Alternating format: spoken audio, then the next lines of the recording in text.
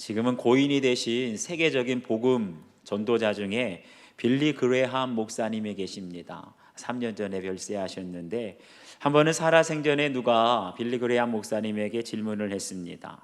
목사님, 지금까지 전 세계를 돌아다니시며 수많은 전도 집회를 인도하시고 수많은 사람들에게 복음을 전했는데 지금까지 사역하시면서 가장 아쉬웠던 것, 후회되는 것이 있으면 무엇입니까? 이 질문을 했더니 80이 훌쩍 넘으신 목사님께서 곰곰이 생각하시다 이런 대답을 하셨대요. 저는 지금까지 교회 밖에 있는 사람들에게만 복음이 필요한 줄 알았는데 교회 안에 있는 사람들에게도 복음이 필요하다는 것을 지금에서야 깨달았습니다. 여러분, 우리가 교회 안에 있다는 건 다 예수님 믿고 구원받았다는 것 아닙니까? 그런데 왜 교회 안에 있는 사람들에게도 복음이 필요하다고 하셨을까? 베드로를 보면 알 수가 있어요. 지난주에 베드로는 주는 그리스도시요 살아계신 하나님의 아들이시니이다, 주님 마음에 꼭 맞는 100점짜리 신앙 고백을 했어요. 그런데 오늘 잠시 지나고 나서 어찌 된 일인지 예수님의 가야 할 길을 적극적으로 지금 막고 있는데 그 하는 짓이 꼭 마귀 짓을 하고 있는 거예요. 정말 여러분, 이것이 바로 우리의 믿음의 현주소 아닙니까? 신앙 고백은 100점인데 신앙생활은 0점. 그 간격이 너무나 멀게만 느껴지는 거예요. 진정한 제자는 어떤 사람입니까? 우리가 날마다 고백하는 신앙의 고백과 우리의 일상에서의 신앙생활이 일치하는 삶, 그것이 바로 진정한 제자의 모습인 줄 믿습니다. 과연 진정한 제자가 되기 위해서 오늘 우리가 다시 들어야 할 복음이 무엇인가? 주신 말씀 통해서 누구든지 나를 따라오려거든 이라는 제목으로 함께 은혜 나누겠습니다. 첫 번째, 이때로부터의 전환점이 있어야 합니다. 우리 21절을 함께 읽겠습니다. 시작. 이때로부터 예수 그리스도께서 자기가 예루살렘에 올라가 장로들과 대제사장들과 서기관들에게 많은 고난을 받고 죽임을 당하고 제3일에 살아나야 할 것을 제자들에게 비로소 나타내시니. 아멘. 여기 보니까 이때로부터, 이때가 언제입니까? 바로 지난주에 베드로가 주는 그리스도시요 살아계신 하나님의 아들이시니이다, 이 신앙 고백했던 때를 가리킵니다. 예수님은 베드로의 이 고백을 듣기 위해서 지금까지 천국 복음을 전하시고 병자들, 귀신 들린 자들 다 고쳐주시고 오병이어의 기적을 나타내 주셨어요. 그런데 이때로부터 예수님의 사역이 180도 달라집니다. 한마디로 터닝 포인트, 전환점이 되었다는 거예요. 그 전까지만 하더라도 많은 무리들에게 병을 고쳐주시고 기적을 보여주셨는데 이제 이때로부터 더 이상 기적을 나타내지 않으세요. 이때로부터 많은 무리들을 대상으로 한 대중적인 사역이 아니라 오직 12명 제자들에게만 집중적인 제자 양육을 하기 시작하십니다. 그러면서 첫 번째 하신 말씀이 뭐냐? 자기가 예루살렘에 올라가 장로들과 대제사장들과 서기관들에게 많은 고난을 받고 죽임을 당하고 제3일에 살아나야 할 것을 제자들에게 비로소 나타내시니라. 무슨 말입니까? 지금까지는 병고침과 기적과 같은, 한마디로 복이 있도다 복이 있도다 축복의 말씀을 전해주셨는데 많은 무리들에게 이때로부터 말씀이 달라져요. 고난과 죽임당함과 다시 살아날 것을 말씀해 주신다는 거예요. 여러분, 제자와 일반 무리의 차이점이 뭔지 아십니까? 일반 무리는 병고침과 오병이와 같은 기적만 보고 축복의 말씀이 좋아서 따르는 사람들입니다. 이런 사람들은 주는 그리스도시요 살아계신 하나님의 아들이시니이다, 이 고백이 없으니까 언제든지 기적이 나타나지 않고 축복의 말씀이 없으면 예수님을 떠나갈 사람들이에요. 그런데 주는 그리스도시요, 이 고백하는 제자들에게는 고난의 말씀과 죽임당함의 십자가의 말씀이 들리고 그럴 때에 제3일 만에 다시 살아나리라, 이것을 몸소 경험하는 사람이 참 제자인 줄 믿습니다. 예수님은 이를 위해서 몸소 예루살렘에 올라가시는 적용을 하세요.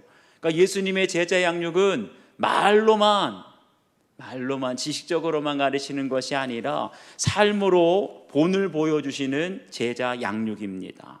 예수님이 예루살렘에 올라가신 이유는 한마디로 뭐예요? 성공하기 위해서, 유명해지기 위해서 올라간 것이 아니라 장로들과 대제사장들, 서기관들에게 많은 고난을 받고 한마디로 죽기 위해서 올라가셨다는 거예요. 여기서 말하는 장로들, 대제사장들, 서기관들이 누굽니까? 이 사람들은 그 당시에 종교 지도자, 사내들인 공회원이었어요. 누가 봐도 유대인들이 가장 경건하게, 가장 거룩하고 의롭다고 칭찬하는, 존경받는 사람들인데 그 사람들이 무슨 일 저지릅니까? 예수님을 죽여요. 사람들에게는 가장 의롭게 보이고 사람들에게는 가장 거룩하게 보이는데 그들이 예수님을 죽이는 거예요. 예수님 죽인 사람들은 손에 칼 들고 있는 강도나 군사들이 아니라 끝까지 나는 옳다, 예수님의 말씀을 아무리 들어도 내 죄가 보이지 않아요, 끝까지 옳다고 회개하지 않는 사람, 그 사람들이 예수님을 죽였다는 거예요. 오늘 우리가 다시 한번 깨달아야 될 것은, 여러분, 가장 큰 축복은 물질의 축복이 아니에요. 가장 큰 축복은 건강의 축복, 자녀의 축복이 아니라 큐티할 때마다 내 죄를 깨닫고, 설교를 들을 때마다 내 죄를 보고 회개하여 죄사함의 은혜 받는 사람, 최고의 축복인 줄 믿습니다. 저에겐 지금까지 두 번의 이때로부터와 같은 전환점, 인생의 터닝 포인트가 있었습니다. 첫 번째는 대학생 때 수련회에서 주님을 인격적으로 만나면서 제가 그때 방언의 은사, 성령 체험을 했습니다. 그 전까지만 하더라도 제 인생의 목적은 오직 돈 많이 벌어서 성공하는 것, 이 세상이 전부였는데 이제 성령 체험을 하고 나니까 영적인 세계가 열려지는 거예요. 그러면서 더 이상 세상의 욕심이 아닌 제자의 길을 제가 걸어가게 되었습니다. 그게 전부인 줄 알았는데 최근에 와서 두 번째 이때로부터 터닝 포인트가 왔습니다. 큐티와 예수님 동행하는 삶인데, 저는 지금까지는 지식적으로, 교리적으로 예수님과 동행하는 줄 알았어요. 그런데 저의 실제의 삶을 돌아보니까 동행하는 삶의 열매가 없었더라고요. 25년 동안 목회를 하면서도 오직 기적과 축복을 바라다 보니까 이왕이면 찌질한 목사가 되기보다는 성공적인 목사라는 말을 듣고 싶고, 고생하지 않고 대우받는 목사가 되고 싶고, 무시당하지 않고 존경받는 목사가 되고 싶어서 여러분들에게 보여지게 더 거룩하고 의로운 목사처럼 보이려고 애를 썼습니다. 그런데 이제 제가 24시간 주님을 바라보며 주님과 동행하는 삶을 살게 되면서 지난 25년 동안 경험해보지 못했던 새로운 변화된 삶을 경험하기 시작했습니다. 예전에는 자존심이 짓밟히고 사람들에게 무시당하고 멸시당하는 것이 정말 죽는 것처럼 싫었어요. 저는 인정받는 목사, 존경받는 목사가 되고 싶었거든요. 그런데 이제는 주님과 동행하다 보니까 자존심이 짓밟히고 무시당하는 고난과 제가 죽을 것 같은 그런 상황 속에서도 두렵지 않게 되었습니다. 놀라운 것은 이렇게 고난당하는 것도, 죽는 것도 두려워하지 않게 되니까, 제가 코로나 작년부터 지금까지 사실은 영적으로 죽은 것 같은 사람으로 살아왔는데 이제 주님 바라보면서 동행하게 되니까 죽은 것 같았던 제가 영적으로 살아나는 것을 지금 경험하고 있습니다. 여러분도 한번 적용해 보시기를 바라요. 여러분에게 이때로부터의 인생의 전환점, 터닝 포인트는 언제였습니까? 나는 기적과 축복을 구하는 무리입니까? 아니면 고난과 죽임, 다시 살아남을 경험하는 제자입니까? 여러분의 믿음이 지금 어디에 있는지 한번 점검해 보시고 적용해 보십시오. 두 번째, 하나님의 일을 생각할 때 고백과 삶이 일치하게 됩니다. 우리 22절과 23절을 함께 읽겠습니다. 시작. 베드로가 예수를 붙들고 항변하여 이르되 주여 그리마옵소서, 이 일이 결코 주께 미치지 아니하리이다. 예수께서 돌이키시며 베드로에게 이르시되 사탄아 내 뒤로 물러가라. 너는 나를 넘어지게 하는 자로다. 내가 하나님의 일을 생각하지 아니하고 도리어 사람의 일을 생각하는도다.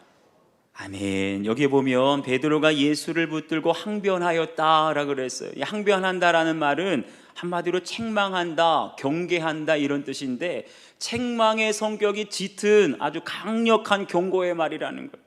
한마디로 어떤 사람이 위험에 빠지려고 하는데, 한강에서 뛰어내리려고 하는데 어떻게 해야 돼요? 그 사람 붙들고 정신 차려! 너 지금 죽으려고 환장했어? 이게 바로 여기에서 항변하다는 뜻입니다.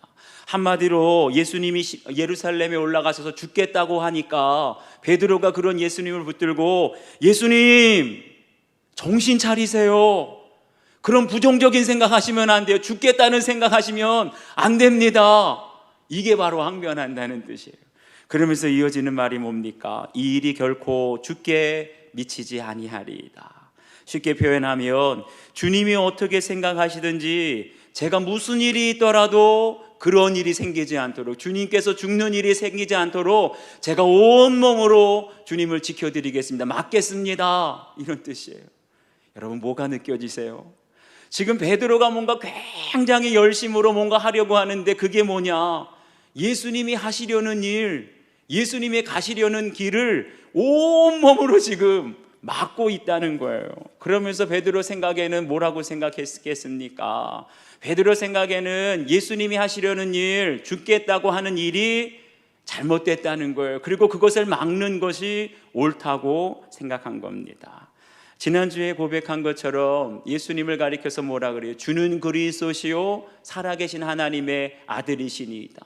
그러니까 베드로 생각에 어떻게 메시아가, 그리스도가 죽을 수가 있고 하나님의 아들이 어떻게 죽어요? 그러니까 자기가 비록 부족하지만 장로들과 대제사장들과 서기관들로부터 내가 온몸을 던져서 목숨을 걸어서라도 우리 그리스도이신 하나님의 아들이신 예수님을 지키겠다. 대견해 보이지 않습니까? 그런데 예수님께서 베드로에게 하시는 말씀이 사탄아 내 뒤로 물러가라. 너는 나를 넘어지게 하는 자로다. 이 베드로가 진짜 사탄이라는 말이 아니고요. 이 말은 다시 말하면 누구든지 사탄의 미혹에 넘어가게 되면 그것이 베드로든지 가룟 유다든지 설사 목사인 저라도 사탄의 그 미혹에 넘어가게 되면 하는 짓이 누구랑 똑같아요? 사탄의 짓과 똑같아진다는 거예요. 직분이 중요한 게 아니에요. 예수님의 수제자인 베드로도 사탄의 미혹에 넘어가서 사탄의 짓을 하는데 저희들은 하물며 어떻겠어요? 그 사탄의 짓이 무엇입니까? 바로 하나님의 일을 생각하지 아니하고 도리어 사람의 일을 생각하는 것. 그게 바로 사탄의 짓이에요. 하나님의 일은 무엇입니까? 예수님은 하나님의 일을 위해서 한 영혼 구원하기 위해서, 천하를 구원하기 위해서 십자가에서 죽으시겠다고 하는데 그게 하나님의 일인데 베드로는 끝까지 인간의 일을 생각하면서 주여 그리 마옵소서, 죽지 마시옵소서, 그러면서 뭐라 그러는 거예요? 믿는 자에게는 능치 못할 일이 없습니다. 하나님이 사랑하시는 사람은 반드시 고난에서 지켜주시고 하나님이 사랑하시는 절대로 죽지 않습니다. 하나님 사랑하시는 사람은 망하지도 않고 실패하지도 않고 가난해지지도 않습니다. 이런 말이거든요. 여러분, 누구의 말이 더 은혜롭게 들리고 믿음이 좋아 보입니까? 십자가에서 죽겠다고 하는 예수님의 말씀이 은혜롭게 들려요? 아니면 하나님 사랑하는 사람은 절대로 망하지도 않고 실패하지도 않고 가난해지지도 않는다, 베드로의 말이 더 믿음이 좋아 보이지 않습니까? 아무리 베드로가 확신 있게 믿음이 좋아 보여도 베드로는 주님의 일을 생각하지 않고 사람의 일, 인간의 일만 생각한다는 것을 분별할 수 있어야 합니다. 한마디로 베드로의 신앙 고백은 100점인데 신앙생활은 빵점이에요. 아니, 수제자였던 베드로, 가룟 유다도 사탄의 미혹에 넘어갔는데 하물며 저든 목사나 장로님이나 권사님이나 안수집사님, 우리도 누구든지 그 미혹에 넘어가서 마귀짓 할 수 있다는 걸 여러분 명심하셔야 돼요. 한 번은 어떤 권사님이 손자를 키우시는데 5살짜리 손자에게 식사를 하면서 네가 한번 식사기도 해볼래? 그랬더니 5살짜리가 선뜻 하겠다고 하더랍니다. 그런데 5살짜리 손주의 식사기도를 듣고 그 할머니 권사님이 까무러치게 놀라셨다는 거예요. 어떤 기도를 했냐? 하나님, 지옥에 갈 수밖에 없는 우리 할머니, 죄를 많이 지은 우리 할머니를 용서해 주세요. 여러분, 만약에 여러분의 손자가 이런 기도를 하면 까무러칠 일 아닙니까? 아니, 그렇게 사랑하고 이뻐했는데 맛있는 것도 다 해줬는데 그 손자가 지옥에 갈 수밖에 없는 우리 할머니, 죄 많이 지은 할머니, 서운하더랍니다. 너무나 기분이 나쁘더랍니다. 그런데 생각해 보세요. 5살짜리가 뭘 안다고 이런 기도를 했겠어요? 평소에 그 할머니가 지옥에 갈 수밖에 없는 죄인입니다. 벌레만도 못한 죄인을 용서해 주세요. 이 기도 들어서 5살짜리가 따라한 것 아니겠습니까? 그런데 생각해 보세요. 내가 하나님께 기도할 때는 나는 지옥에 갈 수밖에 없는 예수님을 죽인 죄인입니다 고백하는데, 사랑하는 손자가 나보고 죄인이라고 하면 기분이 나빠지는 것, 이게 뭘 의미할까요? 정말 그 사람이 마음으로 내가 죄인이라는 걸 깨달았다는 겁니까? 깨닫지 못했다는 겁니까? 저도 마찬가지예요. 저희들도 늘 기도할 때마다 나는 죽을 수밖에 없는 죄인이고 벌레만도 못한 죄인이고 예수님을 십자가에 못 박은 지옥에 갈 수밖에 없는 죄인입니다. 아무리 기도를 하더라도 그런 기도가 내가 진짜 죄인인 것을 깨달은 것은 아니라는 것을 아셔야 돼요. 한 번은 유기성 목사님이 우리가 진정으로 죄인인 것을 깨달았는지 깨닫지 못했는지 분별할 수 있는 질문이 있다고 말씀하셨어요. 여러분도 한번 잘 이 질문을 곰곰이 들어보시길 바라요. 여러분이 마음속으로 여러분보다 더 악질인, 더 나쁜 사람을 본 적이 있습니까? 생각나는 사람이 있습니까? 만약에 여러분의 마음속에 여러분보다 더 나쁘고 악한 사람이 생각난다면 그 사람은 아직 십자가의 복음을 모르는 사람, 예수님을 인격적으로 만난 사람이 아닙니다. 오늘 그 사람에게 복음이 들려줘야 된다는 거예요. 제가 사실은 지난 한 주간 이 질문하고 씨름을 했는데 넘어갈 수가 없었어요. 저도 늘 기도하면서 주님, 저는 뼛속까지 이기적이고 교만한 죄인입니다. 죽어 마땅한 죄인입니다. 이 기도를 하거든요. 그런데 누가 만약에 저에게 목사님 교만합니다, 목사님 너무나 이기적이네요, 그럼 그 말하면 제가 어떻게 할까요? 화를 냈어요. 인정하지 못했다는 뜻이죠. 무엇보다 저는 지금까지 마음속으로 어쩌면 저렇게 악할 수가 있을까, 어쩌면 저렇게 위선적으로 뒤에서 거짓말할 수 있을까 하면서 정죄할 때가 많았습니다. 이게 뭘 말할까요? 제가 입술로는 죄인이라고 말하면서도 제가 지금까지 지은 죄가 얼마나 심각하고 큰 죄인인지, 죽을 수밖에 없는 죄인인지 사실은 묵상하지 못했다는 거예요. 인정하지 않았다는 거예요. 그러니 베드로가 사탄이 아니라 제가 사탄이라는 걸 오늘 깨닫게 되었습니다. 그러니 주님의 일은 생각하지 않고 인간의 일만 생각하면서 항상 열심히 교회를 섬긴다고 하는데 그것이 항상 주여 그리 마옵소서, 오히려 주님의 일을 막고 방해하였다는 것을 깨닫게 되었어요. 만약에 제가 여기에 있는 모든 사람들보다 더 악한, 더 나쁜 죄인입니다, 이것을 진정으로 제가 인정을 한다면 어느 누구의 잘못을 지적하는 걸 내려놓을 거예요. 아니 내가 더 악한 죄인인데 누구의 잘못을 제가 말할 수 있겠어요? 그래서 우리가 누구의 죄라도 잘못이라도 정죄하려는 도를 내려놓게 될 때, 그런 사람들이 모이게 될 때 우리 교회는 천국 공동체가 될 줄 믿습니다. 한번 여러분 적용해 보세요.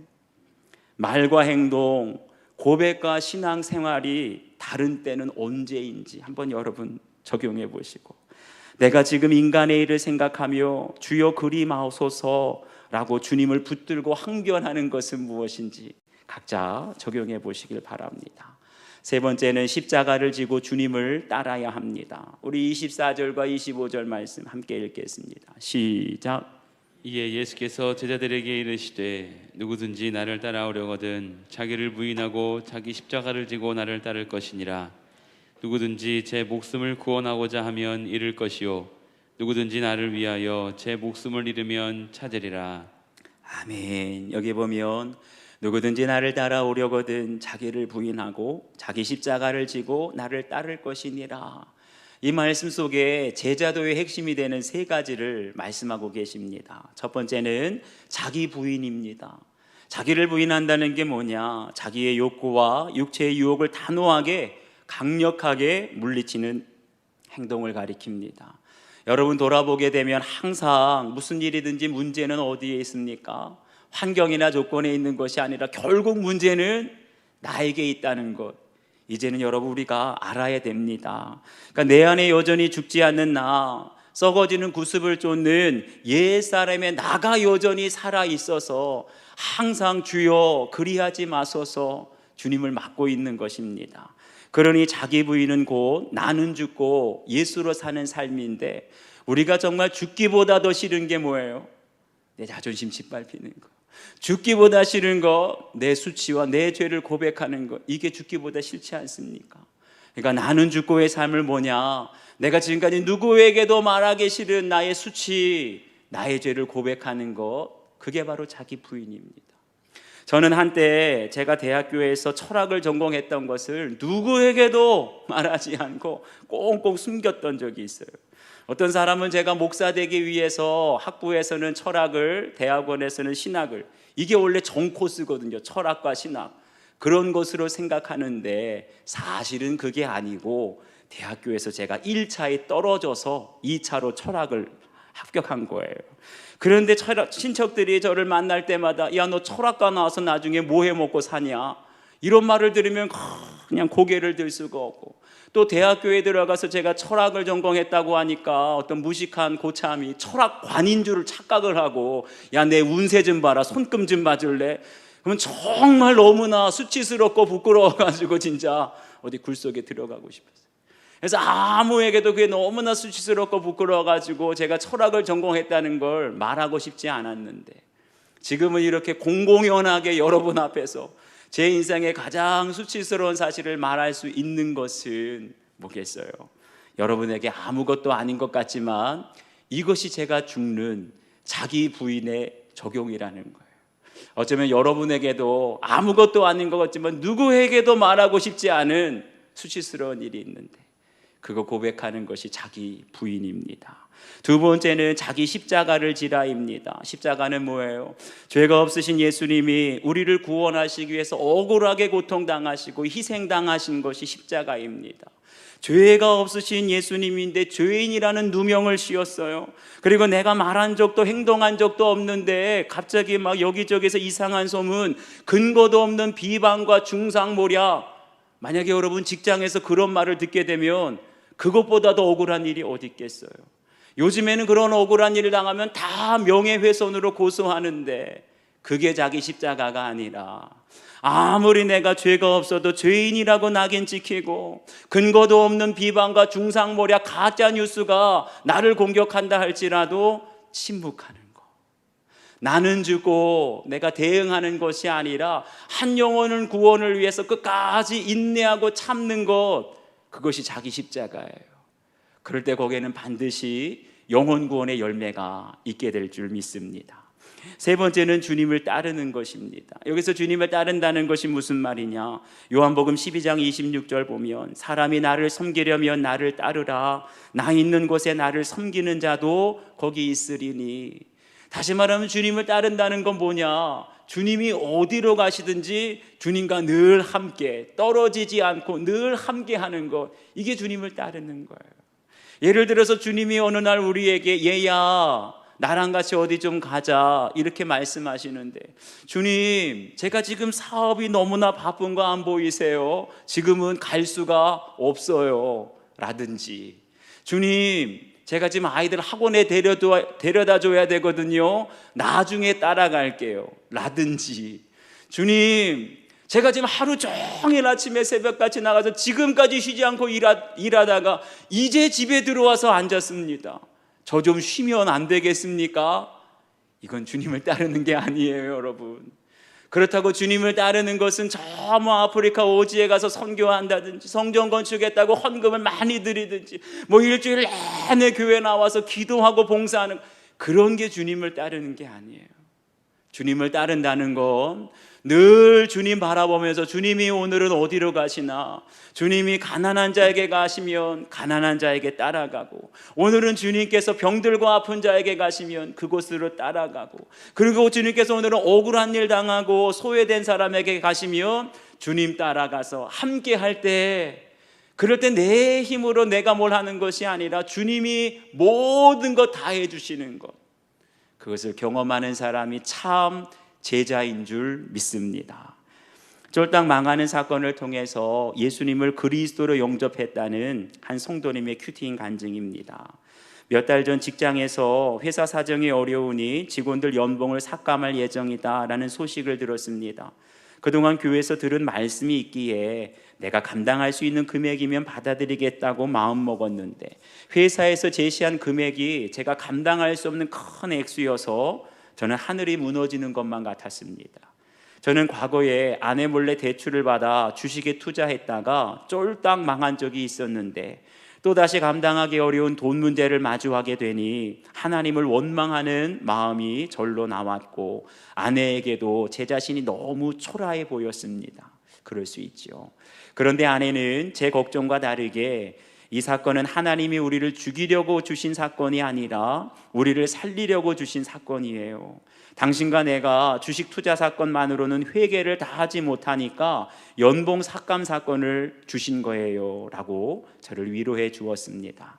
저도 무리한 주식 투자로 쫄딱 망하는 사건을 통해 전적으로 하나님이 살려주셨음을 고백하며 예수님을 그리스도로 영접했습니다. 그런 저에게 오늘 주님은 나를 따라오려거든 자기를 부인하고 자기 십자가를 지고 나를 따를 것이니라 하고 말씀하십니다. 내 힘으로는 아무것도 할 수 없다고 제 자신을 부인하며 지금 주신 경제적 고난을 감당하는 것이 제가 져야 할 십자가임을 고백합니다. 그 후 저는 연봉 삭감을 받아들이며 회사 대표님에게 교회에 나오세요 라고 말씀드렸습니다. 감당할 수 없는 것이지만 그 연봉 삭감을 감당한 것이 십자가 지는 것이고 회사 대표님에게 가서 교회 나오라고 말한 것은 주님을 따라간 것이죠. 주님께서 전도하라고. 그러자 하나님은 주님을 부정하던 대표님이 주일 예배에 참석하는 기적을 보여주셨습니다. 십자가 지니까 어때요? 영혼 구원의 열매가 맺게 됩니다. 이 또한 하나님이 주관하신 것임을 고백하며 찬양합니다. 이번의 적용은 주식 투자로 망한 사건을 교회 소그룹 모임에서 빠뜨리지 않고 고백함으로 반면교사 역할을 맡겠습니다. 아마 남자분들은 이거 아실 거예요. 여자분들은 뭐 대수롭지 않게 생각할지 모르지만 내가 투자했다가 주식했다가 쫄딱 망했다, 이거 말하는 것은요 죽기보다 더 싫은 거거든요. 그런데 그것을 내가 고백하겠다, 공동체에서 고백하겠다, 이게 바로 자기 부인의 적용입니다. 한번 여러분들도 적용해 보시기를 바래요. 제자도의 세 가지, 자기 부인, 자기 십자가, 주님을 따르는 것, 이 세 가지 중에서 내가 가장 안 되는 것은 무엇인지, 더 중요한 것은 왜 그게 안 되는지, 자기 부인이 안 되고 자기 십자가가 안 되고 주님을 따르는 것이 안 되는 이유가 무엇인지 한번 묵상하고 적용해 보시길 바랍니다. 기도하시겠습니다. 주님, 코로나가 무섭게 확산되고 다시 4단계가 되면서 이제 교회는 내일부터 온라인 예배만 드리게 되는데 이러한 두려운 상황 속에서 주님은 저희들에게 말씀하십니다. 너는 자기를 부인하고 자기 십자가를 지고 나를 따르라.